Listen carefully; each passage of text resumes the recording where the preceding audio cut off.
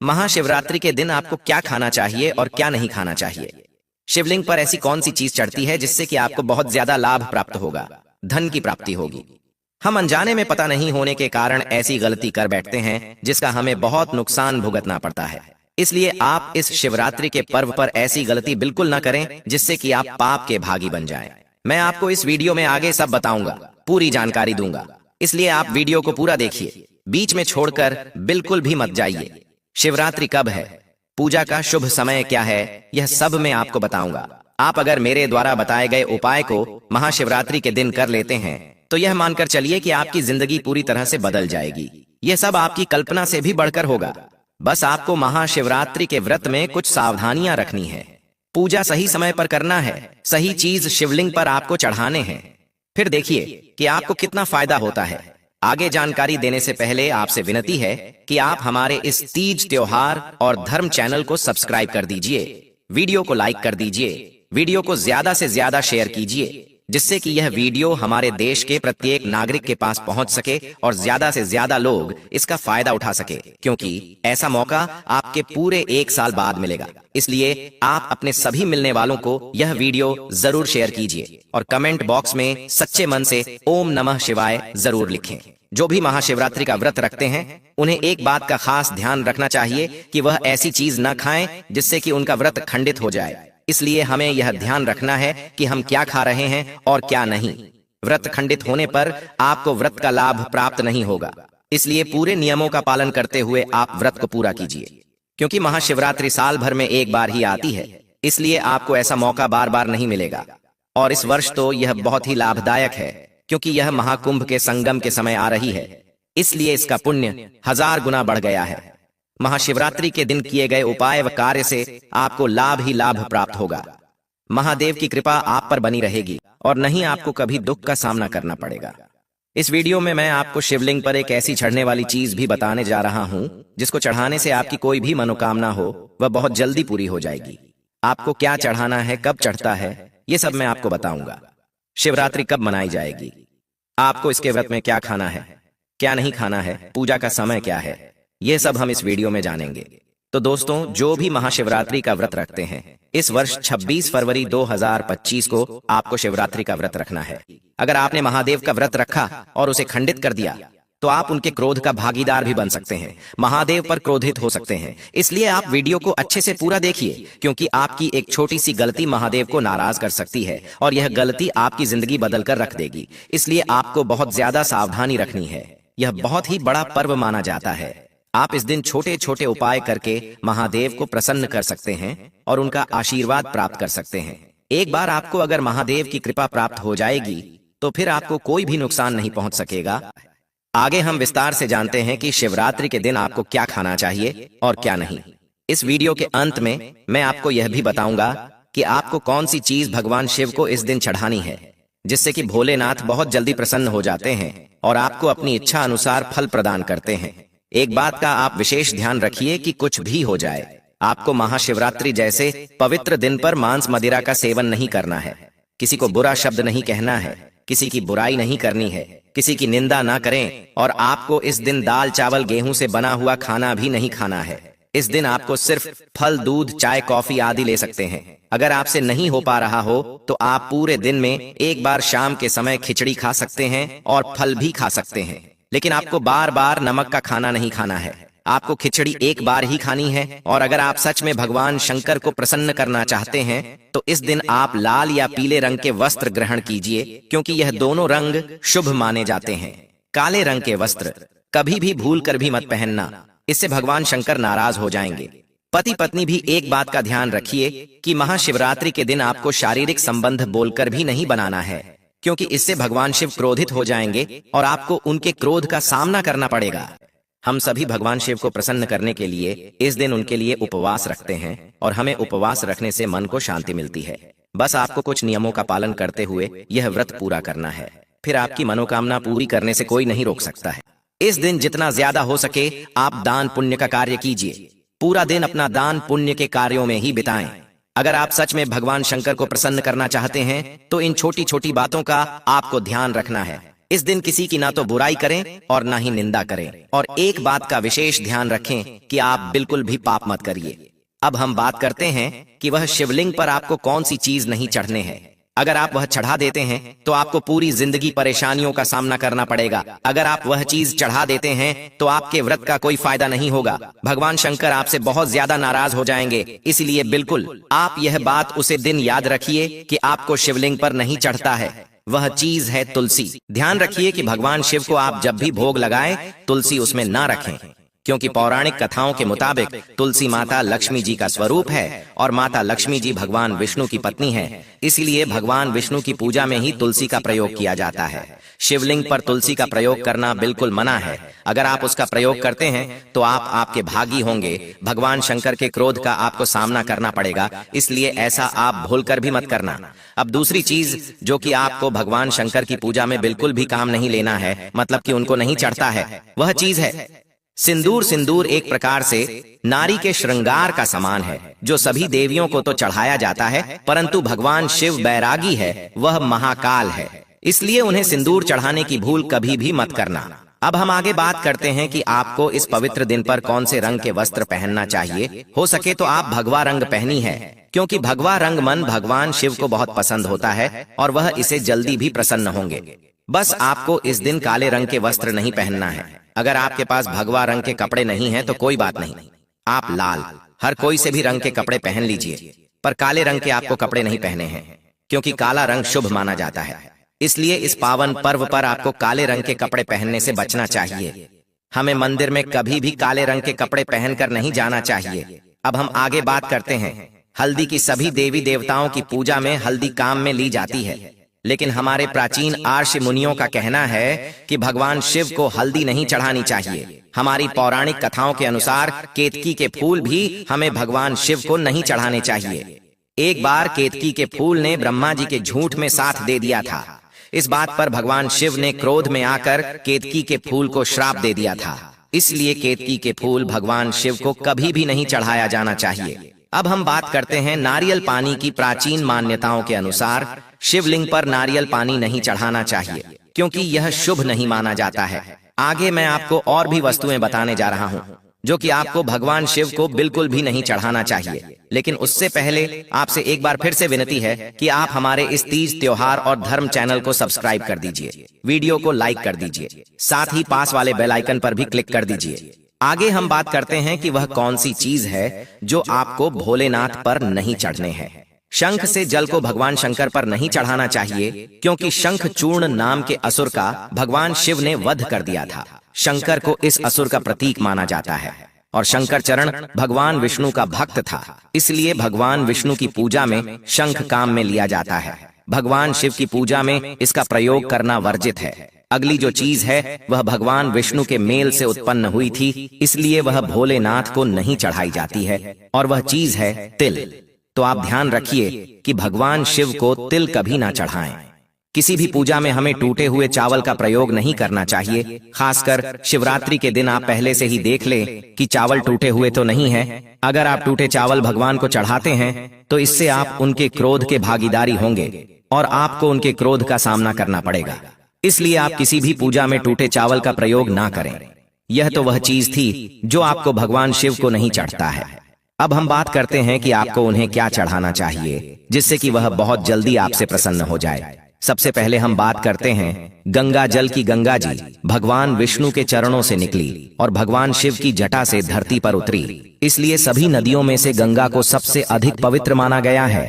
अगर आप गंगा जल से भगवान शिव का अभिषेक करते हैं तो आपको मानसिक सुख शांति प्राप्त होती है। भगवान शिव आप पर प्रसन्न होते हैं और आपको उनकी कृपा प्राप्त होती है। एक बहुत खास चीज जो कि आपको भगवान शिव की पूजा में हमेशा काम में लेना चाहिए वह है 3 पत्तों वाला बेलपत्र।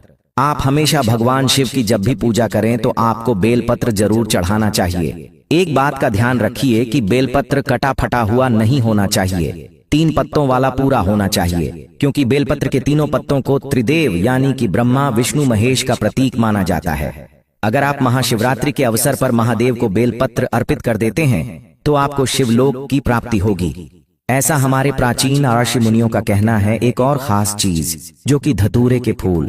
धतूरे का फल तो भगवान भोलेनाथ को प्रिय होता ही है, लेकिन धतूरे का फूल भी अगर आप भगवान शिव को चढ़ाते हैं तो इससे भी वह बहुत जल्दी हमसे प्रसन्न हो जाते हैं, क्योंकि धतूरे का फूल भगवान शिव को बहुत प्रिय होता है। अगर आपके घर में सुख शांति नहीं रहती है, कलह बना रहता है, आप आर्थिक तंगी के कारण परेशान रहते हैं, तो इसके लिए आप महाशिवरात्रि के दिन चांदी के नाग नागिन का जोड़ा भगवान शिव को समर्पित करें। अगर आप चांदी का नहीं बना सकते हैं तो आप मिट्टी का बनकर ही शिव जी को समर्पित कीजिए। इससे कि आपके घर में सुख शांति बनी रहेगी, ग्रह क्लेश हमेशा के लिए खत्म हो जाएंगे और आपकी गरीबी भी हमेशा के लिए दूर हो जाएगी। अगली चीज है धतूरा। भांग की तरह धतूरा भी एक जड़ी बूटी है और भोलेनाथ के सिर पर चढ़े विष के प्रभाव को दूर करने के लिए धतूरे का प्रयोग किया गया था। इसलिए भगवान शिव को धतूरा भी बहुत प्रिय होता है। शिवरात्रि के पावन अवसर पर अगर आप शिवलिंग पर धतूरा चढ़ा देते हैं तो इससे आपके शत्रुओं का नाश होगा।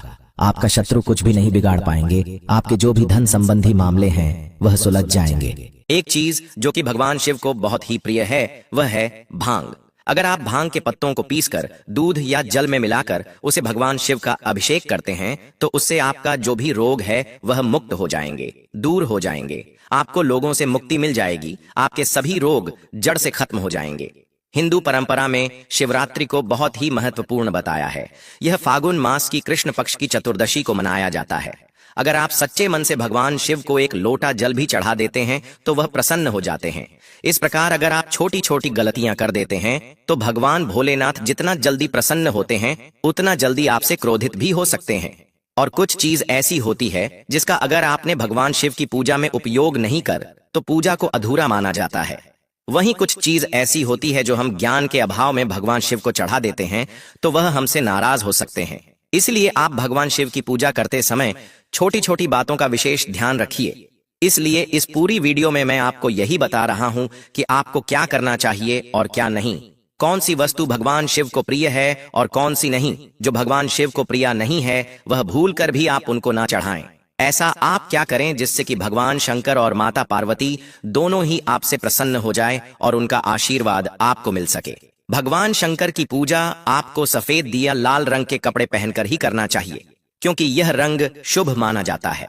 हमारे प्राचीन धर्मशास्त्रों के अनुसार महाशिवरात्रि के दिन भगवान शंकर शिवलिंग के रूप में प्रकट हुए थे, इसलिए इस दिन शिवलिंग की पूजा करना सबसे ज्यादा श्रेष्ठ बताया गया है। शिवलिंग की पूजा करने से भगवान शंकर और माता पार्वती प्रसन्न होते हैं और उनकी कृपा हमें प्राप्त होती है। महाशिवरात्रि के पर्व पर भगवान शिव का पूजन रात्रि के चारों पहर में किया जाता है। इस वर्ष हमारे पंचांग के अनुसार फागुन माह के कृष्ण पक्ष की चतुर्दशी तिथि यानी कि महाशिवरात्रि 26 फरवरी रात 9:45 पर शुरू होगी और समापन अगले दिन यानी कि 27 फरवरी को शाम 6:01 पर होगा। महाशिवरात्रि का व्रत 26 फरवरी 2025 यानी कि शुक्रवार को रखा जाएगा।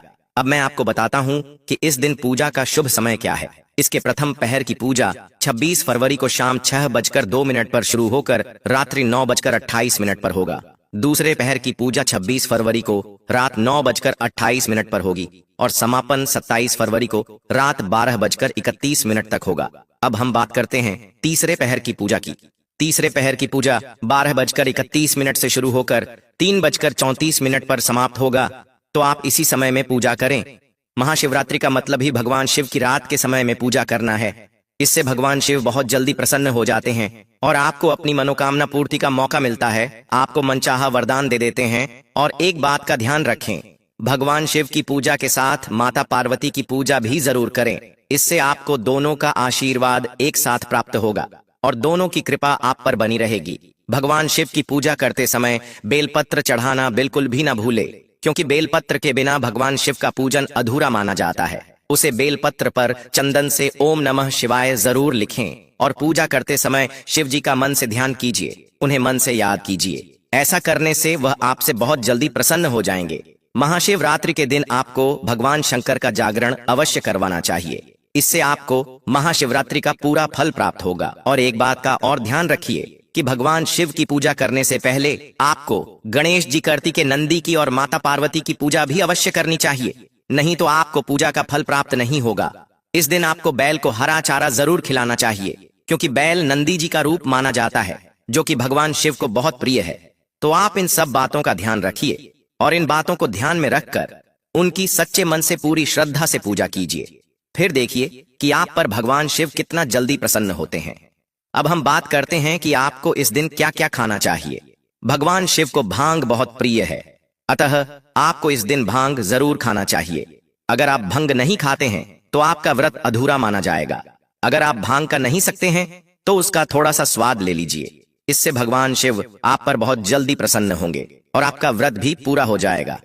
और भांग का अगर आप प्रयोग नहीं करते हैं तो आपका व्रत अधूरा माना जाएगा। इसलिए आपको भगवान शिव और माता पार्वती के कृपा प्राप्त करने के लिए इन छोटी छोटी बातों को ध्यान रखना बहुत जरूरी है। आप शिवरात्रि के दिन व्रत रखते हैं तो आप अनार, संतरे या किसी भी फल का जूस ले सकते हैं, लेकिन गन्ने का जूस आप भूल कर भी नहीं लीजिए। आप इस दिन सभी फल का प्रयोग कर सकते हैं, लेकिन गन्ना आपको भूलकर भी काम में नहीं लेना है। इससे भगवान शिव आपसे नाराज हो सकते हैं और आपको उनके क्रोध का सामना करना पड़ेगा। तो यह सब बातें हैं जो कि आपको ध्यान में रखनी है और शिवरात्रि के व्रत का पालन करना है। आप इन बातों का ध्यान रखते हुए अगर व्रत का पालन करते हैं तो भगवान शिव और माता पार्वती आपसे जल्दी ही प्रसन्न हो जाएंगे और आपको उनकी कृपा प्राप्त होती रहेगी। अगर आप सच में भगवान शंकर की कृपा प्राप्त करना चाहते हैं तो सच्चे मन से कमेंट बॉक्स में हर हर महादेव जरूर लिखें।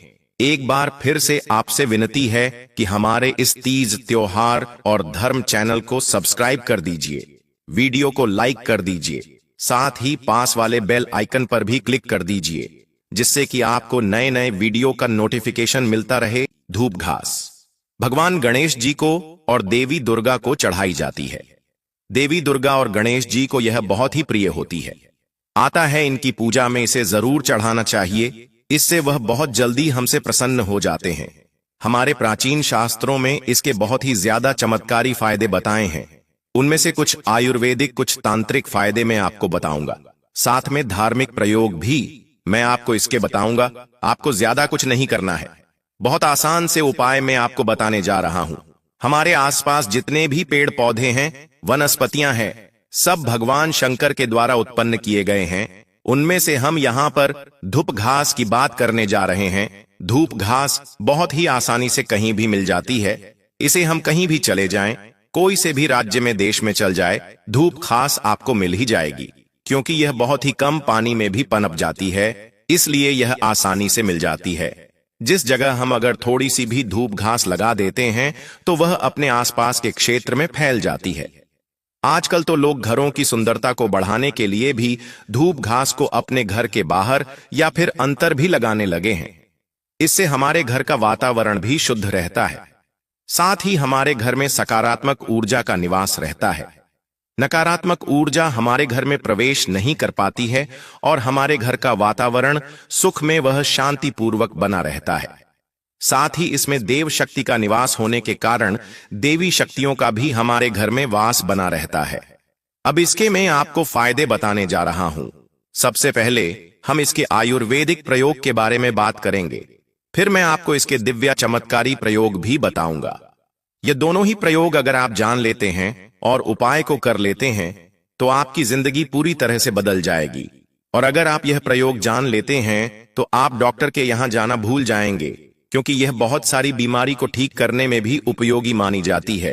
अपने जीवन में चल रही परेशानियों का आसन को भी आप इसके उपाय से आसानी से दूर कर पाएंगे। हमारे जो साधु महात्मा हैं जो जंगल में रहते हैं, वह अपने साधना को पूरा करने के लिए धूप घास का प्रयोग करते हैं। अब वह प्रयोग कैसे करते हैं मैं आपको बताता हूं। जो साधु लोग होते हैं वह अपने साधन संपन्न करने के लिए बहुत लंबे समय तक देवी देवताओं का अनुष्ठान करते हैं, उनका ध्यान करते हैं, उनकी साधना करते हैं। वह चाहते हैं कि उन्हें बहुत लंबे समय तक ना भूख लगे और ना प्यास लगे, ताकि उनकी साधना भंग ना हो और उसे वह बिना किसी विघ्न के पूरा कर सके। इसके लिए वह धूप घास का प्रयोग करते हैं। धूप घास के रस का वह अपनी साधना को पूरा करने के लिए प्रयोग करते हैं। अगर आप एक बार धूप घास के रस को पी लेते हैं तो 21 दिन तक आप बिना खाए, बिना पानी पिए आसानी से रह सकते हैं।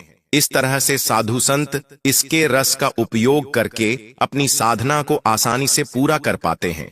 और हमारे पूज्य गुरु जी का कहना है कि यह धूप घास शरीर की तासीर को भी ठंडा करती है। जैसे कि गर्मी के मौसम में बहुत ज्यादा गर्मी होने के कारण आपको लू लग जाती है शरीर में, गर्मी बढ़ जाती है, तासीर बढ़ जाती है, आपके शरीर का टेम्परेचर बढ़ जाता है। गर्मी के कारण आप बहुत परेशान हो जाते हैं। आप इसके लिए बहुत सारी दवा का भी प्रयोग करते हैं, ठंडा पेय पदार्थ भी पीते हैं, लेकिन फिर भी आपको कोई फायदा नहीं होता है। थोड़ी भी राहत आपको प्राप्त नहीं होती है। तो इन सब परेशानियों से मुक्ति पाने के लिए आप धूप घास का प्रयोग कर सकते हैं। यह आपके शरीर की तासीर को ठंडक प्रदान करेगी, साथ ही आपकी जो भी समस्या है वह दूर हो जाएगी। इसके लिए आपको ज्यादा कुछ नहीं करना है।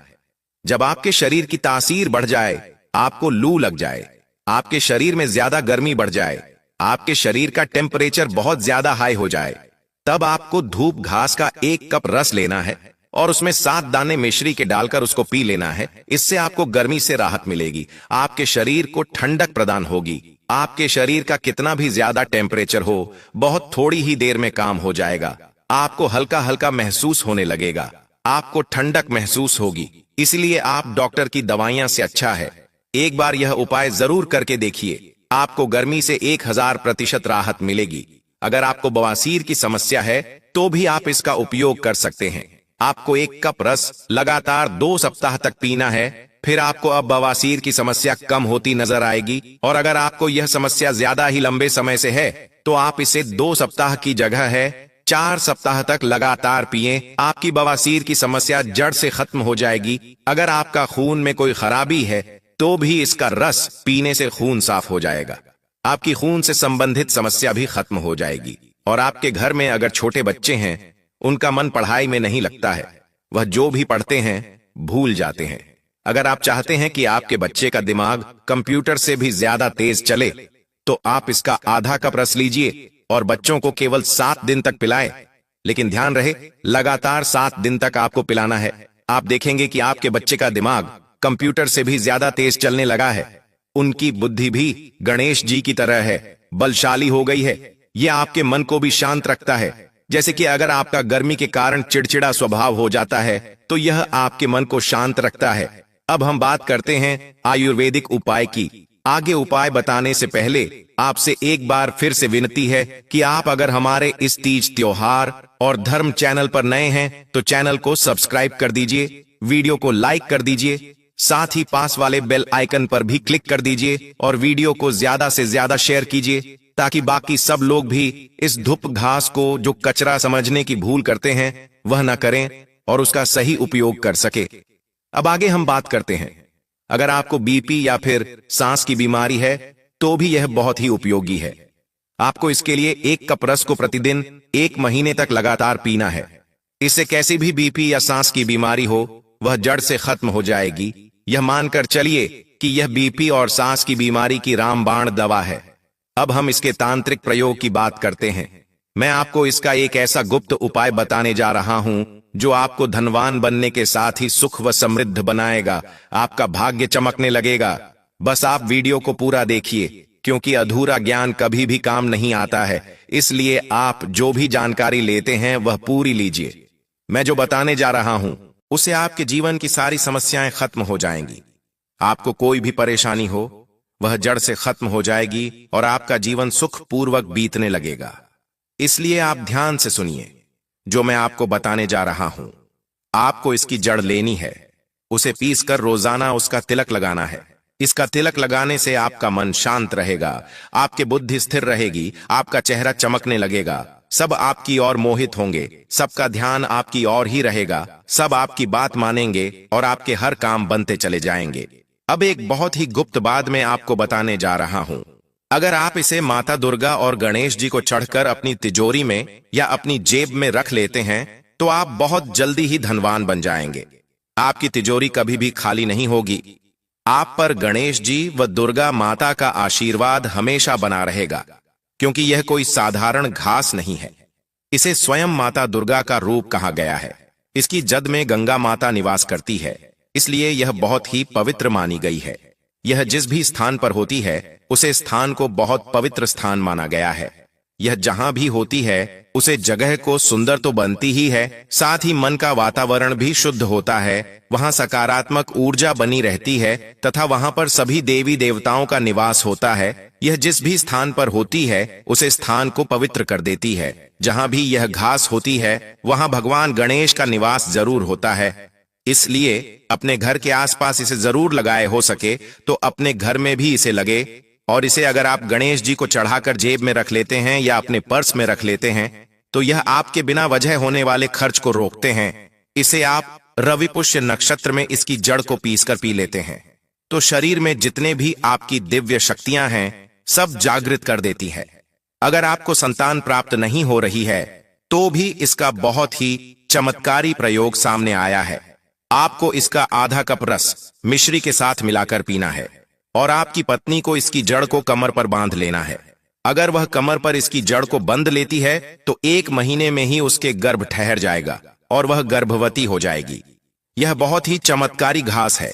इसे आप आम घास न समझे। अगर आप इसको सप्ताह में 2 बार पी लेते हैं तो यह शरीर की कई बीमारियों से हमें बचाता है। 100 साल तक भी आपका बुढ़ापा नहीं आने देगा। इस अमृत के समान बताया है। इससे बढ़कर आयुर्वेद में कोई दवा नहीं बताई गई है। इस अमृत इसलिए बोला जाता है क्योंकि यह हमारे शरीर की बहुत सारी बीमारियों का रामबाण इलाज कर देती है। प्राचीन समय के लोगों को देखा होगा कि वह बहुत ज्यादा उम्र तक या फिर 100 वर्ष तक जीते थे। 100 वर्ष तक उनको उम्र का पता ही नहीं चलता था। यह धूप घास का रस शरीर को यंग बनाए रखने का काम करता है। बुढ़ापा जल्दी नहीं आता है। इसलिए यह कोई साधारण घास नहीं है, चमत्कारी शक्तियों से भरी हुई है।